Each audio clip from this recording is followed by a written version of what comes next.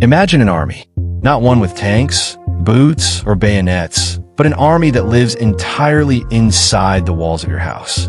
Right now, as you watch this, they are sitting in a nondescript, 12-story monolith in the heart of Sector 9, formerly known as Shanghai's Pudong district. This single building, the Vanguard 6th Division, employs 30,000 specialists. To put that in perspective, that's the entire special agent workforce of the world's leading federal bureaus, all packed into one office. In 2023, intelligence directors gave a chilling warning to world leaders. China's digital warfare program is now larger than that of every other major superpower on Earth combined. We're just talking about a few kids in basements. This is a state-sponsored machine designed for one thing: total information dominance. While the world was looking at borders and battleships, a massive silent force was being recruited from the shadows. They didn't start as soldiers. They started as Honkers, the Red Guests, self-taught pioneers who treated the early internet like a digital Wild West. They weren't looking for money. They were looking for respect. But what happens when that raw, patriotic energy is harnessed by the most powerful state apparatus in history? You get a force that can paralyze a nation without firing a single bullet. But how did a group of university students on dial-up modems turn into a global threat that keeps every Western general awake at night?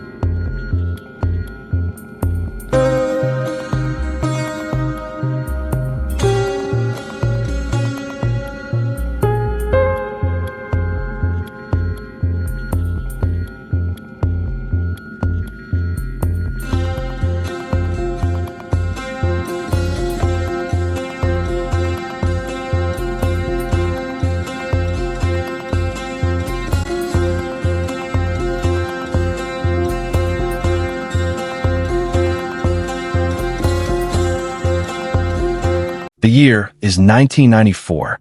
While the rest of the world was busy discovering AOL, China officially plugged into the global web. Access wasn't for everyone. It was reserved for the elite minds at top-tier universities. These students weren't waiting for a syllabus. On flickering bulletin boards, they began teaching themselves the dark arts of exploitation. There was no government funding, no military oversight, and zero master plan. It was pure, unadulterated curiosity. They formed crews with strict hierarchies, master and apprentice relationships where loyalty was the only currency that mattered. They even published their own underground magazines. By the late 90s, an entire ecosystem existed beneath the surface, a farm system of talent just waiting for a reason to fight. They were individualists, but they shared a common thread, a fierce, burning pride in their heritage. In the West, hackers were rebels. In China, they were becoming cyber patriots. They were a powder keg, and in 1998, the real world finally provided the spark. When riots broke out in Indonesia targeting their kin, the Honkers moved as a collective for the first time, launching coordinated strikes that signaled the birth of a new kind of warfare. If a group of students could do this much damage for free, what would they do if the government actually gave them a target?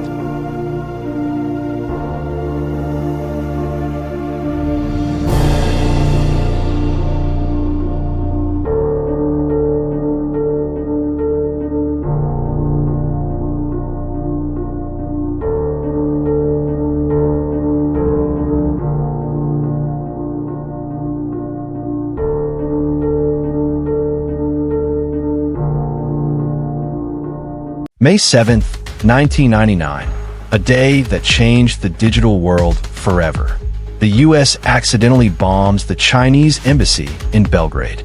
The reaction across the Chinese internet wasn't just anger, it was an explosion. Within 72 hours, the Crimson Alliance was born. Thousands of hackers joined forces under the banner of the Red Guest Union, a name chosen specifically to contrast with the Black Hat hackers of the West. At its peak, this union had 80,000 members. While only a few hundred were elite-level operators, their sheer numbers allowed them to swarm targets like a locust cloud. They weren't just defacing websites anymore. They were attacking the White House, the Department of Energy, and the US Air Force. It was the first great hacker war, Every time a geopolitical friction point emerged, whether it was a mid-air collision over the South China Sea or a territorial dispute in the Diaoyu Islands, the Honkers mobilized. Beijing was watching. They saw a workforce that was highly skilled, fiercely loyal, and, most importantly, completely free of charge. The question was no longer if the state would intervene, but how long it would take to turn these freelancers into full-time spies.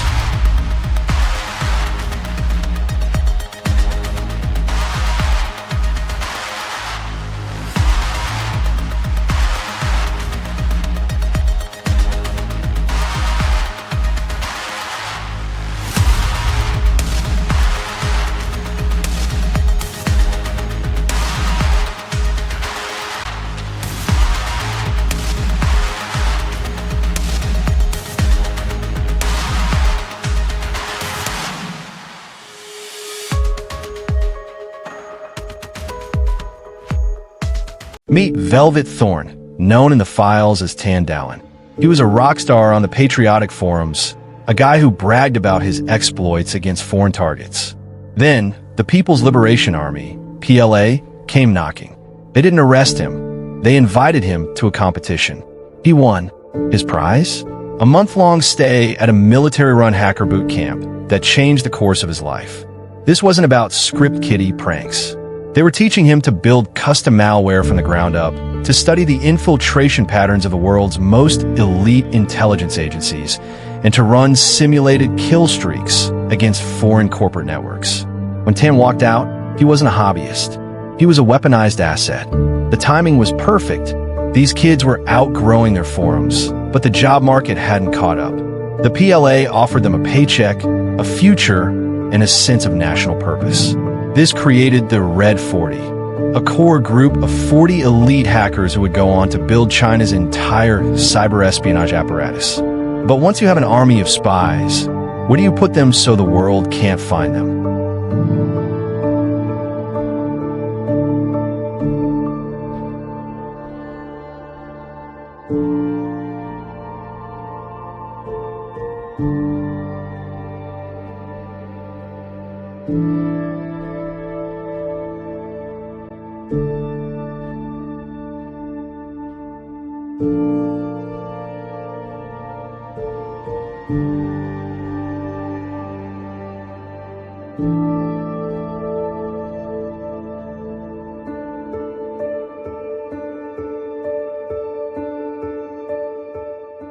Welcome to Site 32, the world's most dangerous office building. To the average passerby in the Pudong district, it looks like a boring accounting firm. But inside, it's a factory of industrial-scale looting. This is the headquarters of PLA Unit 6-1398. It's so massive it has its own daycare for the employees' kids.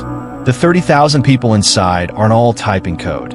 Most are analysts whose only job is to sift through mountains of stolen data. They don't just break in and leave. They squat.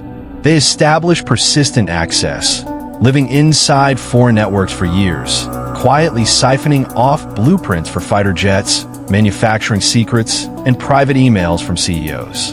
In 2013, a security firm finally blew the whistle, tracing years of attacks back to specific IP addresses in this very building. They even unmasked hackers with handles like Ugly Gorilla and Super Hard, real people who made real mistakes.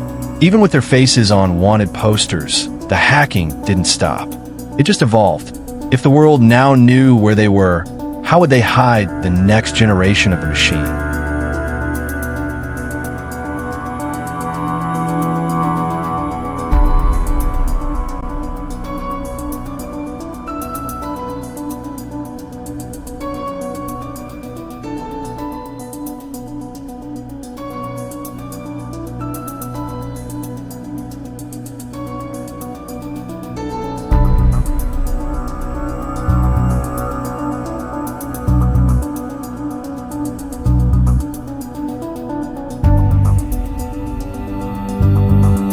In 2015, the game changed.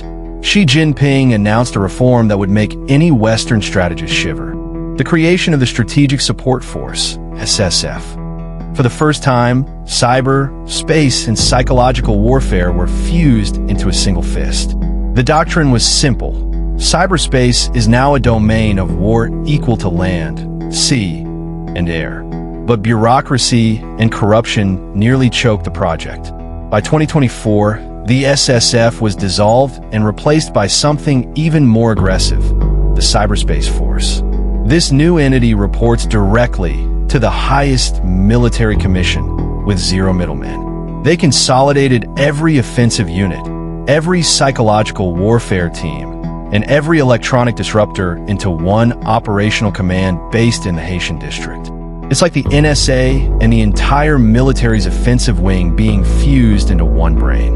At the 2025 Victory Day Parade, they finally stepped into the light, showing off drone relay systems designed specifically to avoid the communication failures seen in recent European conflicts. But the military is only half the story. What if the person sitting next to you at a coffee shop was part of the army, too?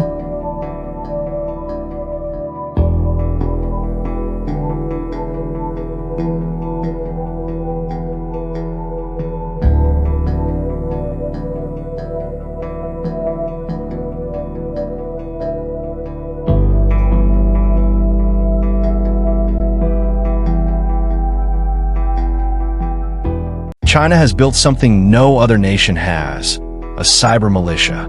These are elite tech professionals working at private software firms, state-owned enterprises, and top universities by day. But they are also sworn civilian volunteers who could be activated with a single phone call.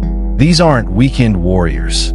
They are trained to support frontline offensive missions, deception operations, and what the military calls public opinion warfare, the literal manipulation of what you see on your social media feed during a crisis. In 2024, a massive leak from a firm called Eisen proved the link. Internal documents showed they were being paid by the state to hack foreign governments and monitor social platforms while pretending to be a legitimate business. The line between the private sector and the spy world hasn't just been blurred, it's been erased. This surge capacity means that in the event of a conflict over the South China Sea, China can double its hacking power overnight. But why go to all this trouble just for data?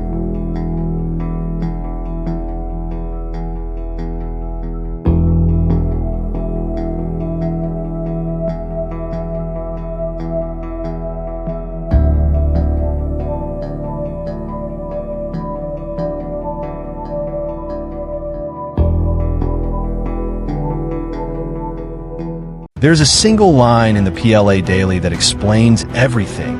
Victory is achieved through information. This isn't just about stealing secrets. It's about information superiority. In a real war, China's cyber forces won't be looking for your password. They'll be looking for the off switch to your city. The goal is to paralyze an enemy before the first shot is even fired. They target power grids, water treatment plants, and financial markets. They want to create so much chaos on the home front that the military can't even leave the base. This is the Volt Typhoon strategy uncovered in 2023. Chinese hackers were found pre-positioning themselves inside critical infrastructure, not to steal, but to wait. They're sitting inside the systems that control our lives, waiting for the order to flip the switch. But what if the war isn't just about the future? What if they're winning the economic war right now?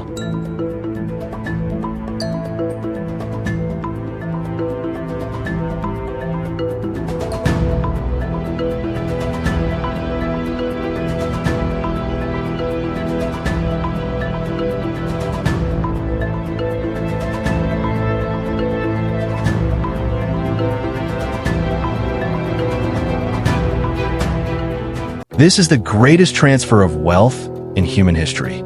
Every year, an estimated $300 billion in stolen intellectual property flows into China. It's an accelerant, a way to compress decades of expensive research into a few months by simply taking it. When the FBI indicted 5 officers in 2014, the list of victims was a who's who of global industry. Lockheed Martin, Westinghouse, U.S. Steel. They stole nuclear designs, solar technology, and fighter jet specifications. This isn't random. It's surgical. Every hack corresponds to a gap in their own technology. They aren't just building an army. They are building an entire superpower on the back of stolen innovation. They have turned an entire generation of hackers into a national engine for growth. They have the people, the buildings, the laws, and the targets. The only thing they need now is the right moment.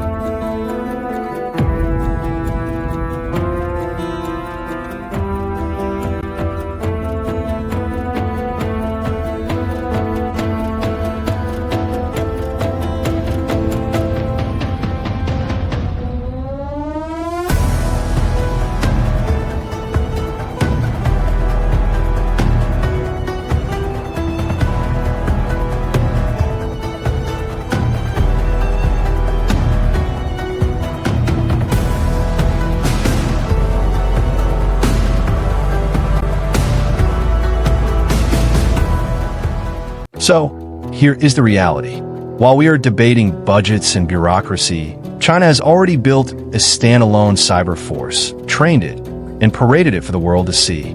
They have embedded their operators into the very systems you rely on to live. The next time you see a glitch in your banking app or a data breach at your hospital, remember, it might not be a crime. It might be a rehearsal. China didn't build an army of hackers to steal your data. They build it to win the next war before it even starts. And by the time you realize the war has begun, it's already over. The digital front is here. If you want to stay ahead of the curve and understand how to protect your own digital footprint from the global machine, subscribe now and hit that notification bell. We are uncovering the truth about the world's most hidden powers every single week. Don't be a victim of the invisible tsunami. Stay informed. Stay secure.